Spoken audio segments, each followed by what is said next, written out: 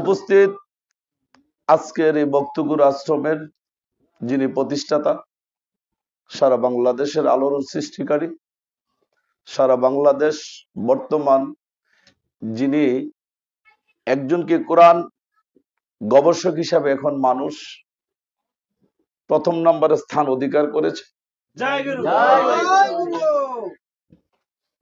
সেই দরুদি দয়াল খাজা হাসিবুল হক চিশতি, তিনি আমার মালিক, তিনি আমার জীবন, তিনির কাছে আমার জীবন যৌবন অর্পণ করে দিয়েছি। আমি তিনির কাছে ভিক্ষা চাই, দোয়া চাই, তিনি যেন আমাকে কবুল করে নেন। আজকের এই মাহফিলে আপনারা যারা উপস্থিত হয়েছেন এই বক্তগুরু আশ্রমে, আমি শুধু এটুকু বলবো, আমাদের দয়াল আমাদেরকে বলেছেন তোমরা চলে আসো, এখানে আইসা তোমরা ঈদ করবে।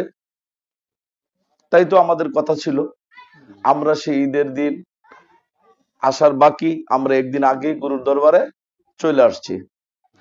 তো আমার বড় ভাই এখানে ঈদ নিয়ে কথাবার্তা বলেছেন, অনেক সুন্দর আলোচনা করেছেন। ঈদ মানে আনন্দ। আমি আপনাদের কাছে জানতে চাই আনন্দ কি? আনন্দটা হইল আমরা যখন এমন একটা বস্তু দেখা আনন্দিত হব, যেমন আমি দেখলাম যে আমার বাড়িতে আমার দীর্ঘদিন ধরে আমার একটা আত্মীয়ের সাথে দেখা নাই, হঠাৎ করে দেখা হয়ে গেল, এটাও কিন্তু একটা আনন্দ। কিছুদিন পরে আত্মীয়র সাথে আমার মন মালিন্য হয়ে গেছে, আনন্দ কিন্তু ছুটে গেছে। আমার বোন, আমি বিয়ে দিয়েছি অনেক দূরে, আমি দেখি না অনেকদিন ধরে, হঠাৎ করে বোনের দেখলাম, বোন আমারে দেখলো, দেখে একটা আনন্দ হইলো। কিন্তু এই আনন্দ কিন্তু 6 মাস পরে বোনজন আমার কাছে 20,000 টাকা চাইলো, আমি যখন দিতে পারলাম না, তার সাথে আমার মন মালিন্য হয়ে গেল। আমি ঢাকা থাকি, দেশের বাড়িতে বাবা থাকে, 6 মাস পরে বাবার কাছে গেলাম, বাবারে দেখলাম, আনন্দ হইলো, এটাও একটা ঈদ। কিন্তু 2 দিন পরে যখন টাকা কম হইলো, বাবা বললো, বাবা তুমি যদি এইভাবে টাকা দাও সংসার চলে না, তুমি টাকা বাড়ায় দিতে হবে। তাও কিন্তু আনন্দ এখানে ব্যাঘাত সৃষ্টি হয়ে গেছে। এইভাবে দুনিয়াতে যত আনন্দ দেখবেন, কোনো আনন্দ স্থায়ী না, কোনো আনন্দ স্থায়ী হইতে পারে না। শুধু একটা আনন্দ দুনিয়ার মধ্যে দেখেছি, এটা হয়েছে ভক্ত যখন গুরুর বাড়িতে আসে, গুরুর চেহারা মোবারক দেখে ভক্তের জন্য ঈদ। দুনিয়ার মধ্যে অনেক সাধুগুরুরা এই কথাই বলে দিয়ে গেছেন, ঈদের অভাব নাই, শুধু সাধারণ মানুষের জন্য বছরে একবার ঈদ হয়, আর ভক্তের জন্য গুরু দর্শনের সাথে সাথে তার ঈদ হয়ে যায়। আমরা বিভিন্ন দেশে গিয়েছি, বিভিন্ন জায়গায় যাই, অনেক সাধু সঙ্গের কাছে আমরা বসি। যখন কোনো গুরু মেলা হয়, মেলার মধ্যে যখন উপস্থিত হয়, সামাকাওয়ালি গান বাজনা হয়, মালা বিনিময় হয়, কান্নাকাটি হয়। সেদিন যখন ওই মেলাটা থাকি, খাজা হাসিবুল হক চিশতির কথা আমার সেদিন মনে পড়ে। সবাই তো সবার গুরুর স্মরণে থাকে, গুরুরে নিয়ে এভাবে বসে। তো আমার গুরু তো চুয়াডাঙ্গা, আমি বিভিন্ন প্রোগ্রামে যাই, তখন আমার গুরুজির চেহারা মুবারকের কথা মনে হয়। গুরুজি অনেক সময় বলতো, সাদেক তোরা তো অনেক আমার চাইতে ভাগ্যবান, কারণ তোরা পাস আমাকে, আমার দেখোস, তোদের একটা তৃপ্তি আসে, ভালো লাগে। আমি তো তোদের মতো নিজ আমরা এইভাবে দেখতে পারি না, আমি তোর চাইতে অনেক দুঃখী রে। এরকম বইলা বইলা গুরুজি আমাদের সামনে অনেক কথা বলে, আপনার সামনে বলছে কিনা, আমার সামনে গুরুজি অনেক কান্নাকাটি করছে, যে দেখ একদিন ভক্ত তখনই বুঝে যেদিন গুরু শরীয়তে পর্দা নেই, তার চোখের আড়াল হয়ে যায়। তখন এইভাবে যখন আপনারা যেভাবে বসছেন বিভিন্ন দরবারে গেলে, তখন বুঝতে পারবেন গুরু আর ভক্ত কাকে বলে। আপনার চোখের সামনে ভক্ত গুরু যখন মিলন মেলা হবে, আর আপনার গুরুর যখন জন্ম চোখে দেখবেন না, সেদিন বুঝতে পারবেন গুরু আর ভক্তের মধ্যে কতটুকু প্রেম ভালোবাসা ছিল। সুতরাং আমি এটা শরীয়ত দৃষ্টিতে বলছি, যারা ভক্ত তাদের হৃদয়ের মধ্যে গুরু তো আসন পেতে বসে আছে গো। এরপরও একটা অভাব থাকে, সে অভাবটা কারোর কাছে বলা যায় না।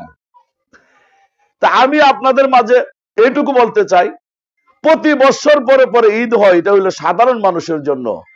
ঘন্টায় ঘন্টায়, মিনিটে মিনিটে, মাসে মাসে, সপ্তাহে সপ্তাহে, পলকে পলকে ঈদ হয় ভক্তের জন্য তার গুরু দর্শনের সময়।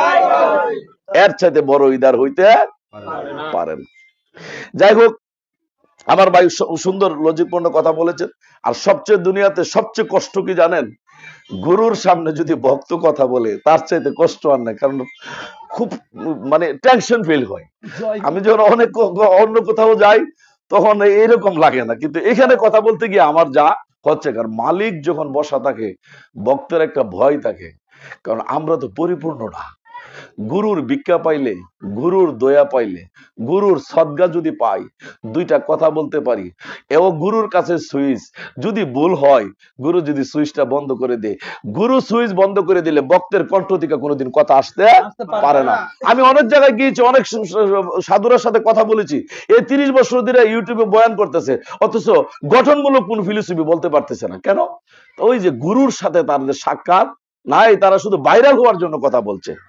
ভাইরাল হওয়ার জন্য আপনি কথা বলতে পারবেন, কিন্তু গঠনমূলক আলোচনা বা কোরআন হাদিসের আলোচনা যদি করছে, নিশ্চিত তার গুরুর একটা দয়া তার উপর লাগবে। যাই হোক, আমি শুধু একটি কথা বলবো। আমার গুরুজির কাছ থেকে আমি কথাটা শুনেছিলাম অনেক আগে, যখন আমি বায়াত, গুরুজির কাছে যখন বায়াত হব, তখন আমি ইউটিউবের মাধ্যমে এই কথাটা শুনেছিলাম। আচ্ছা, আমি আপনাদের কাছে জানতে চাই, যেই ব্যক্তিটা নামাজ পড়ে না বর্তমান প্রেক্ষাপটে তাকে বেনামাজি বলে, তাই তো? যেই ব্যক্তি রোজা রাখে না বর্তমান যে শরীয়তের যে প্রেক্ষাপট, যে টাকচারাল রোজা, ওই রোজাটা যখন মানুষ প্রকাশ্যে রাখে না তাকে বেরোজগার বলা হয়। কি কথা বুঝতে পারছেন?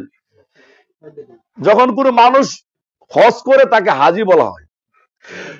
এইভাবে যখন আপনি প্রত্যেকটি কর্ম করবেন, ধর্মের যত ইবাদতই করবেন, তার বিপরীত একটা নাম আছে। যদি নামাজ পড়েন নামাজি হয়, নামাজ না পড়লে বেনামাজি হয়, রোজা রাখলে রোজাদার হয়, হজ করলে হাজি হয়, দান করলে দানবীর হয়। প্রত্যেকটা জিনিসের একটা করে নাম আছে, মানুষ এইভাবে একজন আরেকজনকে এইভাবে ডাকে। তো আমার গুরুজি বলছিলেন সূরা তওবার 28 নম্বর আয়াত, যে আমি আল্লাহ ন্যায় বিচারের নির্দেশ দিয়ে থাকি, এই বছরের পর মাকামে মাহমুদা যেন কেউ না যায়। মুশরিকদেরকে এই কথাটা ডাক দিয়ে বলা হয়েছিল, মুশরিকরা যেন এই বছরের পর হজ্জের আশেপাশে, কাবার আশেপাশেও যেন তারা না যায়। ওই দিন আমি ভাবছিলাম, 5 লক্ষ টাকা, 6 লক্ষ টাকা, 8 লক্ষ টাকা খরচ করে মানুষ হজে যায়, হজ করার জন্য। যদি ব্যক্তিটা মুশরিক হয়ে থাকে, তাইলে তো টাকাও গেল, গুরু বাক্য তার অস্বীকার করা হইলো, কোরআন অবমাননা করা হইলো। তাহলে আমার আগে হজে যাওয়ার আগে দেখার দরকার আমার বডির মধ্যে চেক দিয়া আমি মুশরিকের মধ্যে আছে কিনা। যদি মুশরিকের মধ্যে থাকি, তাহলে তো আমার এই টাকা দিয়ে হজে যাওয়ার কোনো দরকার নাই। তাহলে আমি আমার বডিতে যদি চেক দিয়া দেখি যে কি করলে মানুষ মুশরিক হয়। আমি এই জন্য বললাম, নামাজ না পড়লে বেনামাজি হয়, আর নামাজ পড়লে তাকে নামাজি বলা হয়, রোজা না রাখলে তাকে বেরোজগার বলা হয়, সুদ যে খায় তার সুদকুর বলা হয়, ঘুষ যে খায় তার ঘুষখোর বলা হয়, যারা হজ করে তাকে হাজি বলা হয়, যারা ভালো হয়ে চলে তাকে ভালো মানুষ বলা হয়। এইভাবে প্রত্যেকটা জিনিসের নাম আছে। আল্লাহর লগে যে শরীক করে তাকে শিরিক বলা হয়। তাহলে মুশরিক কাকে বলা হয়, এটা আমার বডির মধ্যে আগে চেক দিয়ে জানা দরকার। কারণ আমি নিজে নিজে যদি চেক দিয়ে না জানি যে আমি যদি মুশরিকের আওতার মুক্ত হয়ে থাকি, তাহলে যদি হজ করতে যাই, গুরু বাক্য অস্বীকার করা হইলো, কোরআনও মানা হইলো না, আমার টাকা দিয়ে বিফলে গেল। তাইলে আগে আমার বডির মধ্যে চেক দিয়ে দেওয়ার দরকার আমি মুশরিকের দলভুক্ত আছি কিনা। মুশরিক কি কথাটাকে বুঝতে হবে। আমি যখন হাজী সাহেবকে জিজ্ঞাসা করলাম, বাবা তুমি 8 লক্ষ টাকা খরচ করে কোথায় যাও? হজ করতে যাই। কেন যাও? আল্লাহ পাওয়ার উদ্দেশ্যে। তো সৌদি আরব যদি আল্লাহ থাকে, বাংলাদেশ কি আল্লাহ নাই নাকি? বাংলাদেশও আল্লাহ আছে। তো সৌদি আরব আল্লাহ কি বড়, বাংলাদেশের আল্লাহ কি ছোট? না, সমান সমানই। তারপরে তুমি একনিষ্ঠভাবে 8 লক্ষ টাকা খরচ করে তুমি সৌদি যাবেই, তোমার এই মন মানসিকতা, কারণ কি? ওইখানে গেলে নিশ্চিত আল্লাহ দর্শন হবে। তাহলে বাংলাদেশ আল্লাহ দর্শন হবে না, সৌদি গেলেই যদি আল্লাহ দর্শন হয়, তার এই কথাতে প্রমাণিত হইল বাংলাদেশের আল্লাহ তার কাছে দুর্বল, সৌদির আল্লাহ তার কাছে সবল। বাংলাদেশের আল্লাহ তার কাছে চিকন, সৌদির আল্লাহ তার কাছে মোটা। তার আকীদা বয়ে রয়েছে, সৌদি গেলেই সে আল্লাহ পাবে, বাংলাদেশে সে আল্লাহ পাবে না। এই ধরনের আকীদা যাদের আছে, এক কানো আল্লাহ ছোট করে, আরেক কানো বড় করে, এক কানো আল্লাহ শক্তিশালী, আরেক কানো আল্লাহ দুর্বল, এই ধরনের মানুষকে মুশরিক বলা হয়। তারা যদি হজ্জের ধারে কাছে যায়, তারা মুশরিক হয়ে যাবে, তাদেরকে আল্লাহ নিষেধ করে দিয়েছে। কিন্তু হাসিবুল হকের বক্তকে যদি জিজ্ঞাসা করেন, তুমি কি সৌদি যাবে হজ করতে? সে বলবে, নাও বলবে না, হাও বলবে না, সে গান টান দিব এইভাবে, গুরুর বাড়ি ভক্তের কাবা, যে কইরাছে জিয়ারত, আরে শেখ হয়ে আছে মানুষ রতন, পাইছে মাওলার নিয়ামত, গুরুর বাড়ি ভক্তের কাবা। সে না করবেন আমি হজে যাব কিনা, সে গান গাইব। গান যদি জ্ঞানী লোক বুঝতে পারবে। গানটা কি গাইলো? গুরুর বাড়ি ভক্তের কাবা, আরে যে কইরাছে জিয়ারত রে পাগল, যে কইরাছে জিয়ারত, আরে সে কইরাছে মানুষ রতন, পাইছে মাওলার নিয়ামত, গুরুর বাড়ি ভক্তের কাবা। প্রাণ গুরু জিন্দা কাবা, তারে মনের মতো দেখারে লইবা, প্রাণ গুরু জিন্দা কাবা, তারে মনের মতো দেখারে লইবা। আরে বলছেন আমার খাজা বাবা,